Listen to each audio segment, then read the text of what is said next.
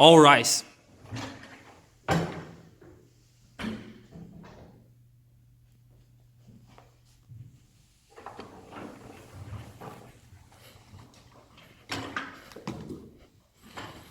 Your Honor, my client entered into a contract with the Papua New Guinea government in 2014 to work on sustainability development projects for the government sector.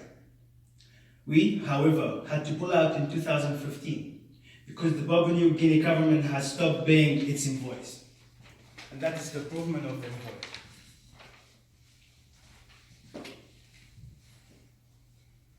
We filed the case along with New Zealand Foreign Affairs of Trade Ministry against the PNG government in 2015, and we won the case to recover more than 600,000 from them, but as of March in 2017, we were only able to recover 315,000.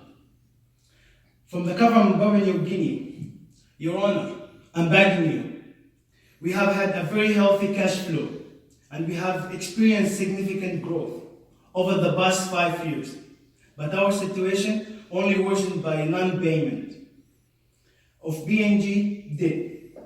Our business was viable and profitable, and no good purpose would be served by liquidating the company and putting 10 staff out of work. Forgive me, Your Honor. Evaluation does have my sympathies because losing your company and your staff to liquidation is a big problem. Your Honor, evaluation should have done their proper due diligence about the remittance law of the Papua New Guinea government.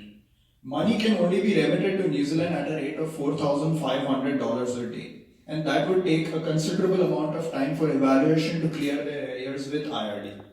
Having said that, we did receive numerous amount of applications for relief from evaluation, of which one was accepted on principle. However, evaluation couldn't even hold on to the agreement. And that's the reason why we filed for liquidation. If the balance payment were made by the PNG government, it would have been sufficient to clear the entire tax debate and interest.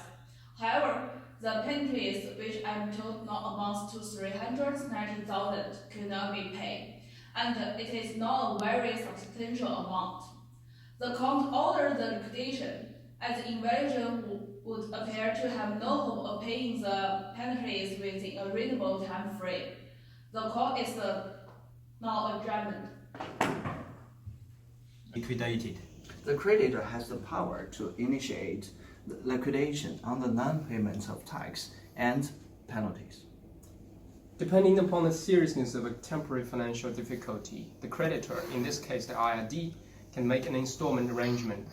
However, if the situation is too serious, the IRD has to consider other methods of payment or relief.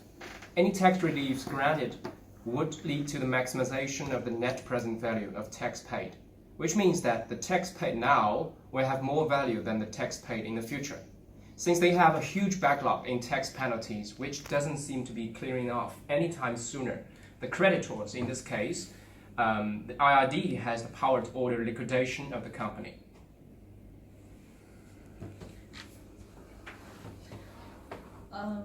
Evaluation can be liquidated by law. Okay. As a management solution, evaluation should have done their proper due diligence coming to the payment policies of the Papua New Guinea government. The contract between PNG and evaluation should have an arbitrary clause when an arbitrator could have settled the issue of non-payments. If evaluation knew about the payment policy of the government of Papua New Guinea, they could have had them pay all the money upfront held by an independent third party offshore.